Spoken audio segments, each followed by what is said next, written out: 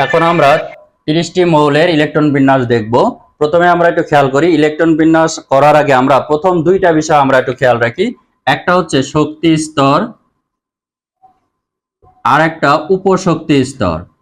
এখন এই দুইটা সম্পর্কে আমরা একটু দেখি। শক্তি স্তর হচ্ছে একটা পরমাণুর চারপাশে যে গোলাকার পথ বা আবর্তন রাস্তা আছে, এটাকে বলা হয় শক্তি স্তর। এখন এই শক্তি স্তরকে এন দ্বারা প্রকাশ করা হয়, আর শক্তি স্তরের আন্ডারে আরো কিছু শক্তি স্তর থাকে, সেগুলোকে বলা হয় উপশক্তি স্তর। এই উপশক্তি স্তরকে আবার অরবিটালও বলা হয়, অরবিটাল। আর এই শক্তি স্তরের বিভিন্ন নাম আছে, যেমন কক্ষপথ বলতে পারি,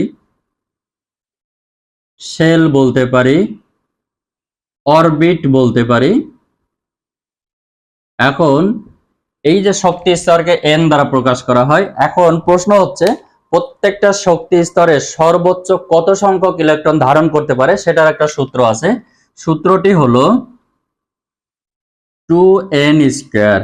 এখন 2n² মানে প্রথম শক্তি স্তরে যেটা থাকবে, যেমন n=1 হলে, তাহলে প্রথম শক্তি স্তরের যে সামর্থ্য সর্বোচ্চ ইলেকট্রন সংখ্যা ধারণ করতে পারবে 2 × n², অর্থাৎ 2টি।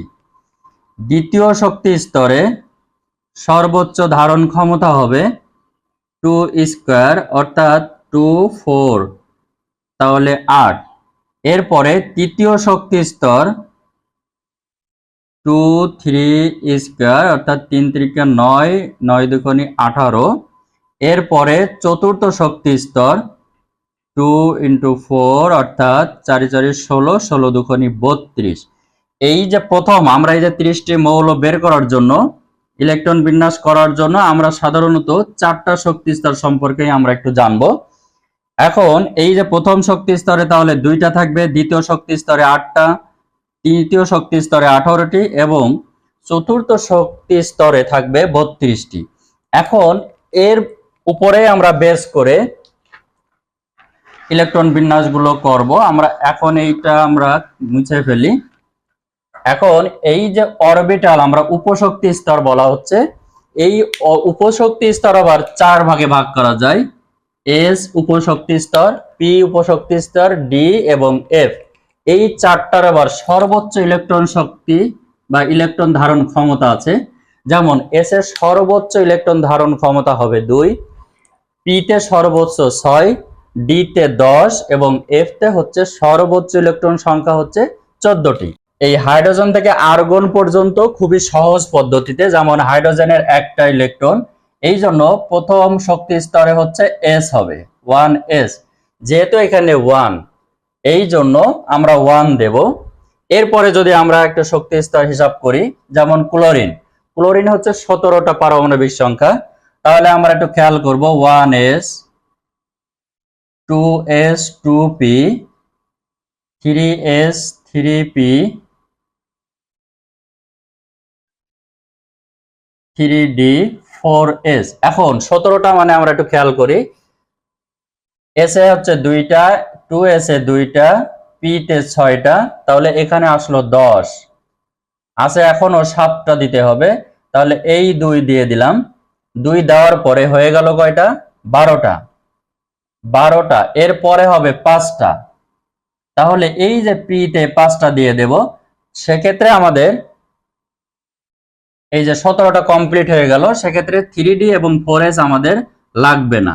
তাহলে ক্লোরিনের ক্ষেত্রে আমরা ইলেকট্রন বিন্যাসটা দেখলাম, 1s2 2s2 2p6 3s2 3p, এই পর্যন্ত আমাদের 10 থাকে আর 7টা, এই যে 5 আর 2 আমাদের এইটা 7টা কমপ্লিট হয়ে গেল ক্লোরিনের ক্ষেত্রে।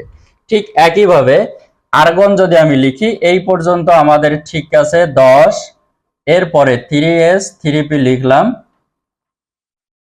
2 এবং কত 6, তাহলে এই 10 আর এই 6, 6 আর 2 8, তাহলে 10 এবং 8 আমাদের হয়ে গেল কত 18।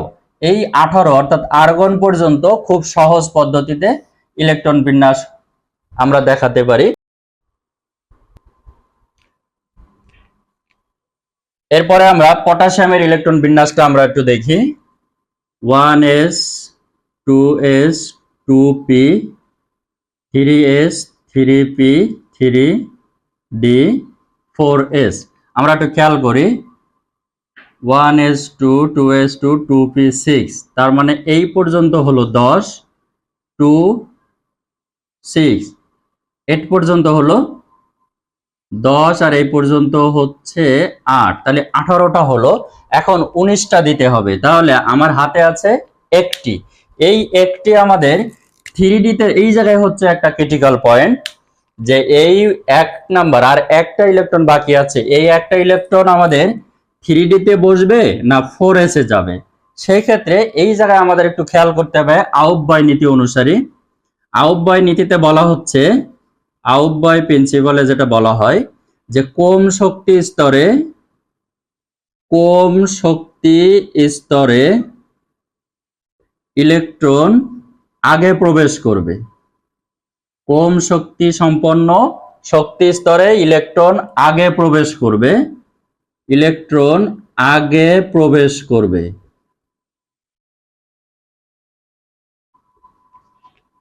আর বেশি শক্তি স্তরে ইলেকট্রন পরে প্রবেশ করবে।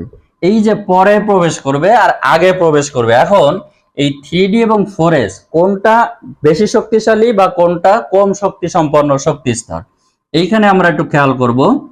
এই যে 3D ইজ ইকুয়াল টু, আমরা একটু খেয়াল করি 3 মানে এখানে n প্লাস l এর সূত্র আসবে। n হচ্ছে 3 আর l হচ্ছে, এই যে ডির ক্ষেত্রে l হচ্ছে 2, আমরা এখানে পাবো 5। 4s এর ক্ষেত্রে আমরা পাবো, এই 4টা হচ্ছে n অর্থাৎ 4, আর s এর ক্ষেত্রে এই যে l আবার আমরা বুঝতে পারি l এর বিষয়টা হচ্ছে সাহায্যকারী কোয়ান্টাম সংখ্যা। ইলেকট্রন বিন্যাস করার জন্য আমাদের l এর যে প্রয়োজনটা হয়, সেই l ইজ ইকুয়াল টু যখন 0 হয় 0, অর্থাৎ s যখন আসে তখন 0, 1 হইলে p হয়, 2 হইলে d, 3 হলে f। সেক্ষেত্রে এই s ইজ ইকুয়াল টু আমাদের 0, তাহলে আমরা পাবো 4। এখন আমরা বলতে পারি কে কার চেয়ে বেশি শক্তিশালী, অবশ্যই d শক্তিশালী 4s এর থেকে।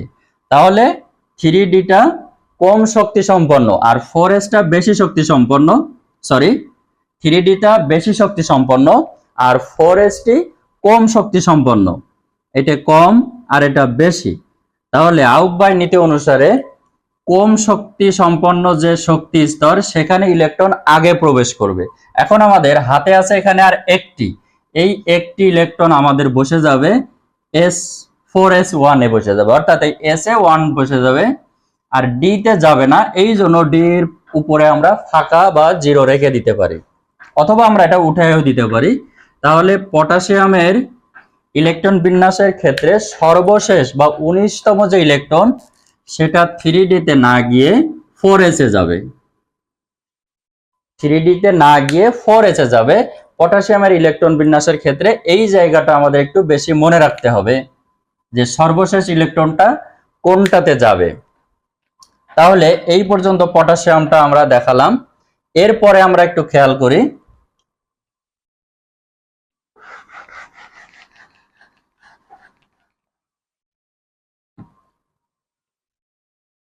হ্যাঁ এখন পটাশিয়াম আমরা ক্যালসিয়ামও বের করতে পারি। ক্যালসিয়ামও এখানে, ক্যালসিয়াম যেহেতু 20, এই যে এসে আমাদের 2 বসে যাবে, এইভাবে পর্যায়ক্রমে আমাদের আসবে। এখন আমরা ক্যালসিয়াম বের করার আগে আমরা একটা বিষয় একটু বের করি, সেটা হচ্ছে ক্রোমিয়াম কপার জিঙ্ক পরে বসাকে, ক্যালসিয়ামটা আগে যদি আমরা একটু বসাই,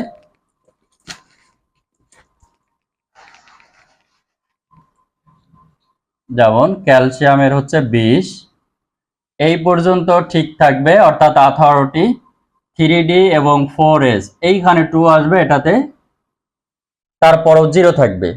এরপরে আসছি আমরা স্ক্যান্ডিনিয়াম হচ্ছে 21, আমরা এই পর্যন্ত বসাই দেব, অর্থাৎ 18 3D 4s। এখানে আমরা একটু খেয়াল করি 18 পরে থাকে কত, 18 21 হতে গেলে আমাদের আরো 3টা দরকার, সেক্ষেত্রে 2 আর এই 1 3। এটা হচ্ছে স্ক্যান্ডিনাভিয়ামের ক্ষেত্রে আমরা বের করলাম যে এই 8 8 আর 3 11, তার মানে 21, 18 আর 3 21। হ্যাঁ, স্ক্যান্ডিনাম বের হলো। এবার আমরা একটু ইলেকট্রন বিন্যাস করব। ক্রোমিয়াম 24, কপার 29 এবং জিঙ্ক। বাকিগুলো ইনশাল্লাহ খুবই সহজ এবং বাকিগুলো প্রত্যেকে নিজে একটু চেষ্টা করব আমরা। এখন ক্রোমিয়ামের যেটা আমরা বের করব সেটা হচ্ছে 24। তাহলে আমরা এই পর্যন্ত বলতে পারি 18, এই যে 3p6 3p6 এ পর্যন্ত হচ্ছে 18টি ইলেকট্রন বিন্যাস। এরপরে 3d4s। এখন আমরা একটু খেয়াল করি, 18 হয়ে গেল, এরপরে আসে 6টা, 6 হইলে 24 হবে। এখন এই 6টা আমরা প্রথমে কোথায় দেব? আমরা এখানে হয়ে যাচ্ছে কত, নরমালি আমরা 6টা হলে এইখানে 2 আর এখানে 4, তাহলে আমাদের 6টা কমপ্লিট হবে ক্রোমিয়াম করার জন্য। ক্রোমিয়ামের তাহলে 3p6 পর্যন্ত 18 হইলো। এরপরে 3d এবং 4s আমরা সূত্র অনুযায়ী এইটা করব, কিন্তু এই যে 3 ডির ইলেকট্রন কখনোই 4 আমরা দিতে পারবো না, তার ব্যাখ্যা আছে। কেন আমরা এই যে s2 4s2 আর 3d4 এটা করতে পারবো না, কেন? কারণ ডি অরবিটাল অর্ধপূর্ণ বা সম্পূর্ণ অবস্থায় স্থিতিশীল বেশি হয়, স্থিতিশীল হয়। কিন্তু এই যে ডি অর্ধপূর্ণ বা সম্পূর্ণ হওয়ার যে আগ মুহূর্ত সেই পর্যন্ত, যেমন এই D4 অথবা D9, এইটা স্থিতিশীল হয় না, স্থিতিশীল হয় না, অর্থাৎ স্টেবল হয় না, বাট অর্ধপূর্ণ বা সম্পূর্ণ অবস্থায় স্টেবল হয়। এই কারণে আমরা ডির ইলেকট্রন কখনোই 4 এবং 9 বসাতে পারবো না। সেই জন্য আমরা এই জায়গাটায় যেটা আমরা একটু খেয়াল করব যে ইলেকট্রন বিন্যাস এইখানে আমরা 4 না দিয়ে সরাসরি 5 দিব। আর হাতে আছে কয়টা? 5 দেওয়ার পরে হাতে থাকে মাত্র আর একটি, তাহলে 18 আর 5 23, 23 আর 1 24। এই জায়গাটা আমাদের অবশ্যই মনে রাখতে হবে, ডি কখনোই 4 হবে না, আবার ডির ইলেকট্রন কখনোই 9 হবে না। 4 না হয়ে সেটা 5 হবে, আবার এই যে 9 না হয়ে সেটা 10 হবে। ঠিক একইভাবে এই যে কপারের যেটা আমরা একটু দেখি 29 হচ্ছে এই পর্যন্ত, তাহলে আমরা বসাবো 18, বসিয়ে দিলাম 18, 3d4s। এইখানে আমরা একটু খেয়াল করি, 18 হওয়ার পরে এখনো 29 হতে গেলে আর কয়টা লাগবে? 29 হতে গেলে লাগবে হচ্ছে 11টি, কারণ এই যে 11 হতে, হ্যাঁ 11টি লাগবে। তাহলে আমাদের 18 পর্যন্ত হয়েছে, অর্থাৎ এই যে 3p6 পর্যন্ত 18টা হয়েছে। এখন এই বাকি 11টা দিতে গেলে আমাদের এইভাবে নরমালি হওয়ার কথা ছিল 2 এবং হচ্ছে কত 9, তাহলে আমাদের 11টা হয়ে গেল। কিন্তু এই প্রসেস হবে না, হবে হচ্ছে 3d10 4s1, এই পদ্ধতিটা আসবে। এই 9 না বসে 10 বসবে, কারণ ওই যে আমরা আগেই বললাম যে ডি অর্ধপূর্ণ বা পূর্ণ অবস্থায় স্থিতিশীল বেশি হয়। অর্ধপূর্ণ হচ্ছে ডির ইলেকট্রন যখন 5 হবে, আর ডি ইলেকট্রন যখন 10 হবে তখন সেটা পূর্ণ, আর 5 হলে অপূর্ণ বা অর্ধপূর্ণ। কিন্তু ঠিক তার আগ মুহূর্তে যে 4 এবং 9, এই সময় সে ডি স্থিতিশীল হয় না বা স্টেবল হয় না, যার কারণে আমরা 4 এবং 9 দিতে পারবো না। তাহলে ক্রোমিয়াম যে 24 এর ইলেকট্রন বিন্যাস আমরা দেখলাম, এবং কপারের যে ইলেকট্রন বিন্যাস সেটাই আমরা দেখলাম। জিঙ্কের ইলেকট্রন বিন্যাস এই পর্যন্ত আমরা দেখব কত? 18 পরে আছে এখনো 12টা হতে হবে। তাহলে 3d4s, এই 10 আর এই 2 12, ডির পাওয়ার 10 এবং এস এর যে ইলেকট্রন পাওয়ার সেটা হচ্ছে 2, তাহলে 2 আর 10 12 আর 18 30। এটি হলো আমাদের জিঙ্কের ইলেকট্রন বিন্যাস। তো এই 30টি মৌলের আমি যে পর্যন্ত দেখালাম যে কয়টা, বাকিগুলো অবশ্যই বের করা সহজ হবে বাকিগুলো খুবই সহজ, যেইগুলো একটু ক্রিটিক্যাল সেইগুলো আমি এখানে দেখালাম। তো আশা করি এই যে 30টি মৌলের ইলেকট্রন বিন্যাস, এটা এসএসসি লেভেল পর্যন্ত আমাদের এই 30টার বেশি জানার প্রয়োজন হয় না।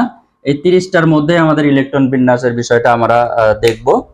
এসএসসি লেভেলে মাত্র 30টাই দেখব, বাকিগুলো দেখার প্রয়োজন হয় না।